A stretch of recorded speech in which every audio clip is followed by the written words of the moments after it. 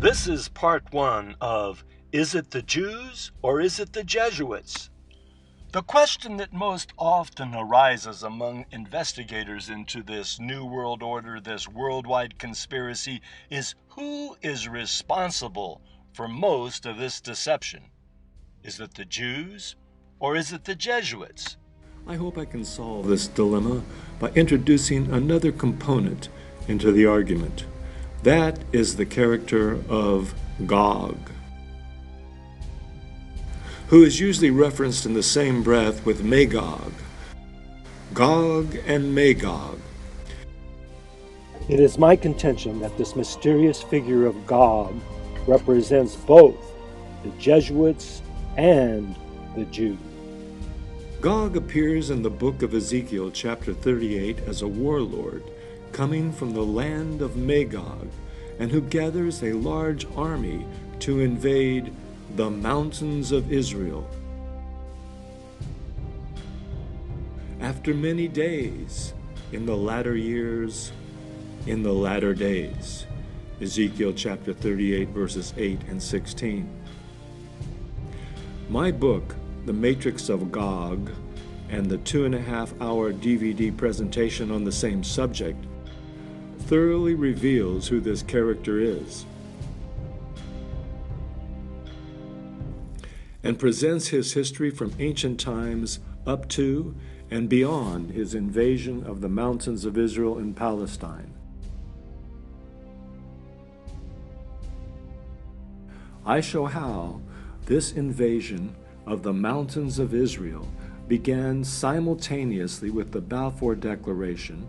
The Balfour Declaration gives Israel or Palestine to the Jews by way of Lord Rothschild. And the conquest of Christian Russia in November of 1917. The prophecy against Gog is both literal and symbolic. Literal portrays Gog's literal physical invasion of the mountains of Israel and Palestine. 2. Symbolic, it portrays Gog's demon invasion of the spiritual mountains of Israel, the Christian nations, and the Christian church. Gog is revealed as none other than the arch enemies of Jesus Christ, the so-called Jews, which Jesus said are from the Synagogue of Satan. Read that in Revelation chapter 2, verse 9, and chapter 3, verse 9. Just a quick synopsis to make my point. The Septuagint, which is the translation of the Old Testament scriptures into Greek, made around 300 BC, reveals two things about Gog. One, he is synonymous with Agag, who was the king and leader of Amalek, of the biblical kingdom of Esau, Edom. This is shown in the Septuagint translation of Numbers 24:7, which instead of using the name Agag, which appears in most of our Bibles, the 72 Jewish translators of the Septuagint rendered the name as Gog. First, from the King James Version, Numbers 24:7. It says, his king, which is referring to Christ, shall be higher than Agag, and his kingdom shall be exalted. Now, the Septuagint version, Numbers 24:7. His kingdom, Christ's kingdom, will be lifted up above Gog, and his kingdom will be increased. This important scripture shows us that Gog is synonymous with Agag. Agag is a title, like king or pharaoh. Agag was the title of the leader of the tribe of Amalek, and he was the grandson of Esau. Esau, who is also called Edom, was Jacob, Israel's twin brother. In the Bible story, it was Father Abraham who begat Isaac, who begat the twins Jacob, Israel, and Esau, Edom. Jacob Israel had 12 sons who were the founders of the 12-tribe nation of Israel, with the Jews being a nickname for Israelites from the tribe of Judah. Esau Edom, in the Bible story, was the rebel, who also had several sons, and his kingdom continually tried to subvert God's plan throughout the entire Bible story, both Old Testament and New Testament. The Bible is full of pronouncements and prophecies against Esau Edom and Agag Amalek. About 150 years before Christ's birth, wars broke out between the kingdom of Judah and the kingdom of Esau Edom. Finally, Edom was defeated and given the choice to convert to Judaism or leave their country. This is recorded by the Jewish historian Flavius Josephus in his book Antiquities of the Jews.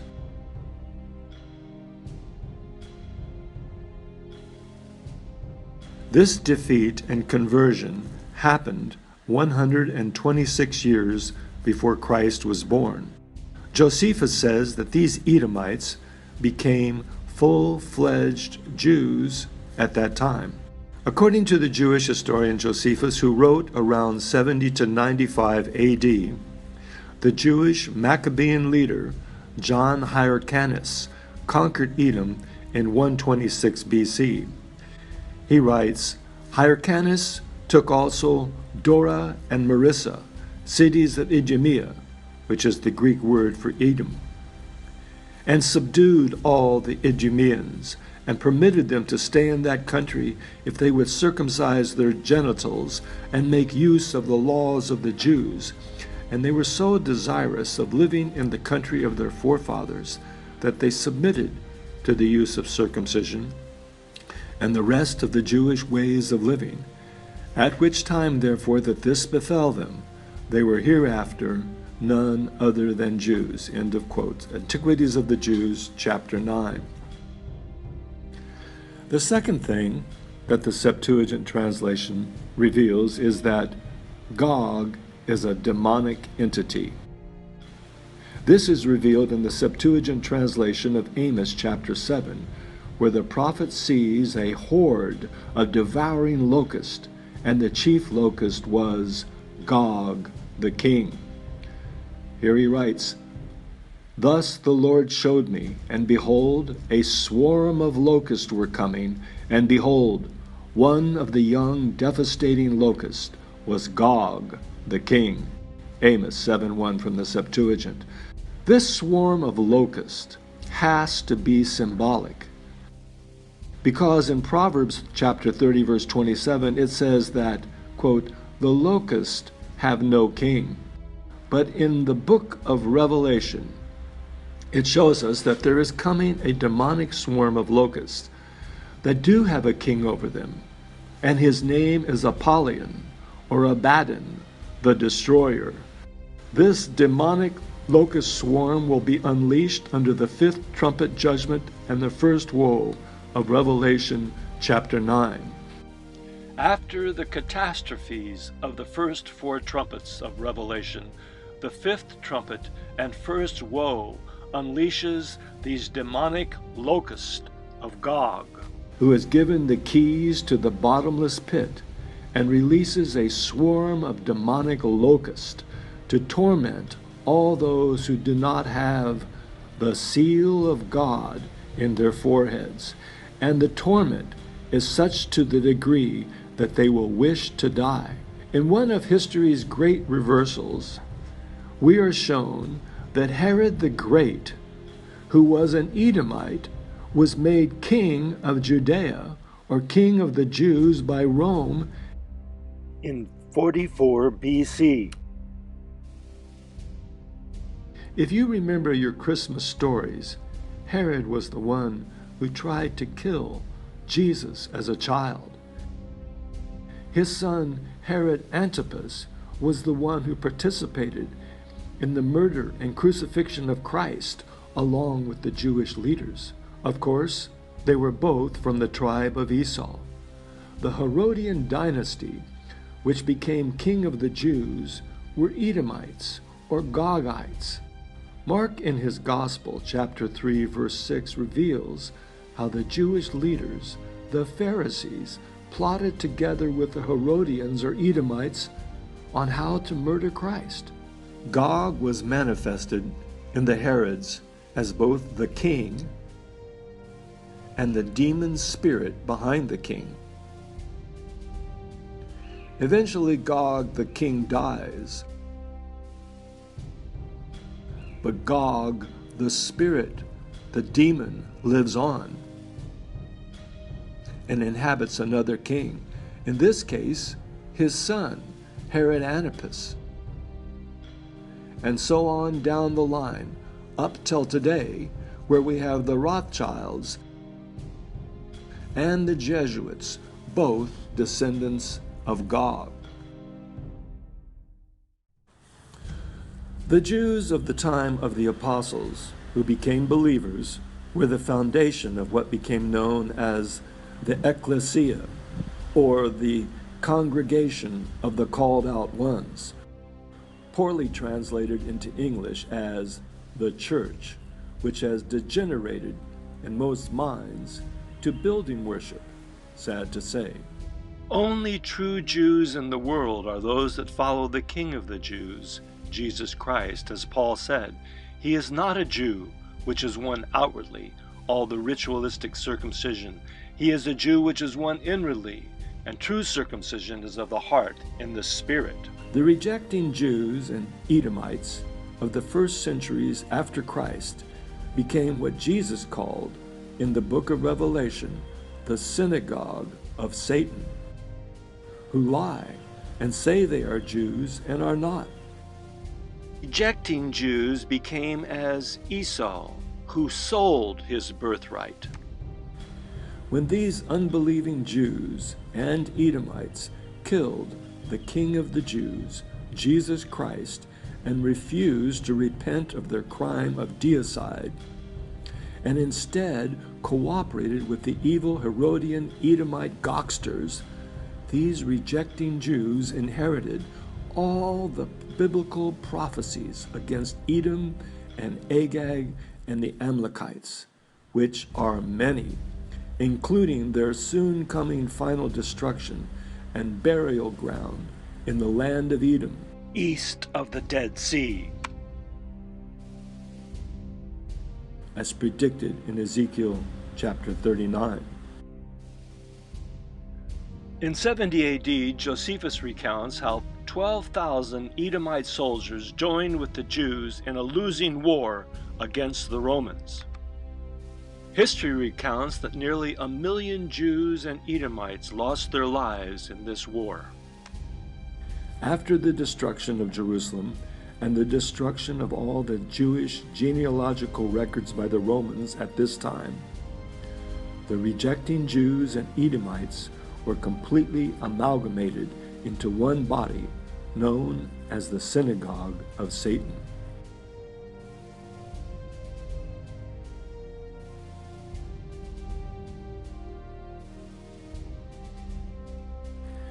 At least 5 modern Jewish encyclopedias and history books record that Edom is part of modern Jewry.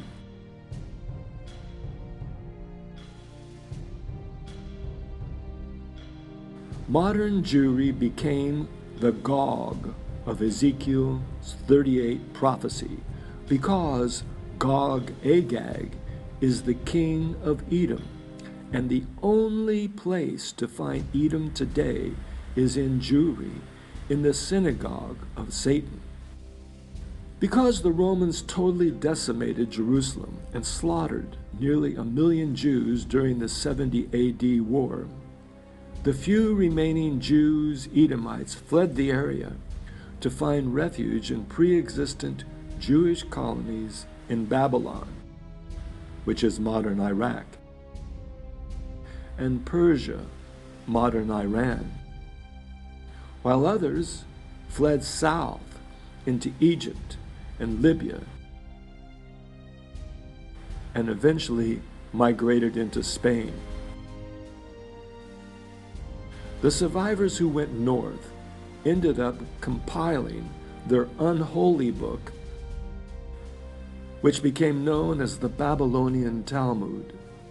The Talmud is the evil traditions Jesus warned us about in Matthew chapter 16 and 23, and which Zechariah the prophet called the curse that goes forth over all the earth. They also succeeded in converting an entire nation to Talmudic Judaism. This nation is known as Khazarian. This took place around 740 years after Christ and was a fulfillment of Jesus' prophecy. Woe unto you, scribes and Pharisees, hypocrites, for ye compass land and sea to make one proselyte, and when he is made, ye make him twofold more the child of hell than yourselves. Matthew 23:15. This conversion of Khazaria is an important fact because it shows the fulfillment of the prophecy of Ezekiel 38, verse 6, which foretells of Gog recruiting, quote, the house of Togarma of the north quarters into his army. This house or lineage of Togarma is none other than this nation of Khazaria. This conversion event is reported and bragged about in modern Jewish literature. The Jewish Encyclopedia itself recounts how around 960 AD, Hajdai ibn Shaprut, a Sephardic Jewish advisor in the court of the Muslim caliph or ruler of Cordoba, Spain, heard of a Jewish kingdom north of the Caucasus Mountains, and he sent letters via merchants to the king, or as he was called, the Kagan, of this Jewish kingdom known as Khazaria, asking him if he and his countrymen were descendants of the lost tribes of Israel. And the Kagan replied, No, we are descended from Khazar, the seventh son of Togarma. According to the biblical record of genealogy as found in Genesis chapter 10, Togarma was a descendant of Japheth, the elder son of Noah. This means that Togarma and his descendants are not Semites, because the original Israelites trace their lineage back to Noah's son Shem, whose descendants are called Semites. The kicker to all this is that today, the majority of these Khazarian Jews who migrated into Eastern Europe and who today make up about 90% of what the world recognizes as Jews today are not real Jews biologically or religiously. They are not religious Jews since they did not convert to the Old Testament Torah, but to the demonic Talmud, and they are not racial descendants from Abraham because they are descendants of Japheth and not Shem.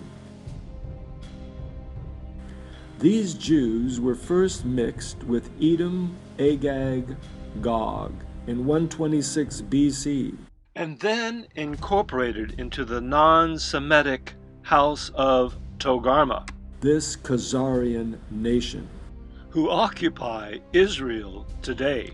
It would almost be funny if it wasn't so evil. This has been proven both historically in several books, such as The 13th Tribe by Arthur Koestler, and biologically through DNA genetic testing by the Jewish doctors Dr. Arela Oppenheim of Hebrew University in 2001.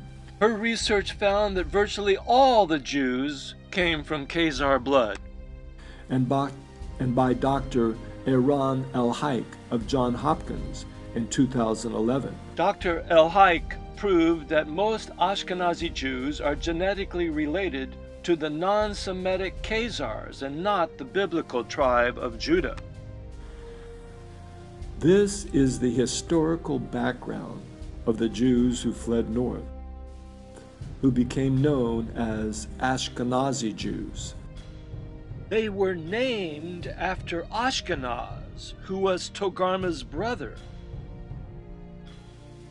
And they both had Magog as their uncle, as recorded in Genesis chapter 10. They are Gog's army of the north. But what happened to the Jews who fled south? Well, they ended up having small colonies in Libya, Yemen, Ethiopia, and migrated into Portugal and Spain. If you check Ezekiel chapter 38, verses 5 and 6, this is where Gog gathers his army to invade the mountains of Israel beginning in 1917. Gog's invasion is not future. It already happened. It was an invasion of immigration by all these Jewish bands out of these countries led by the Ashkenazi Jews of the North Quarters.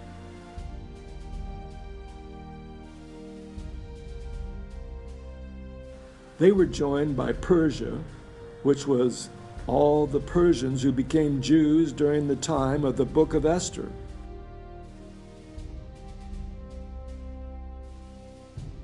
And Gomer, which was the Jews in Europe. Gog's invasion was and is mostly financed by Rothschild banking money.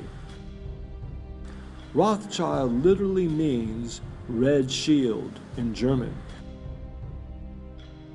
And this is why Ezekiel's prophecy says, all of Gog's army has shields. Gog's army is financed and protected by Rothschild, who is none other than the latest manifestation of Gog. Get my DVD and book if you really want to delve into this.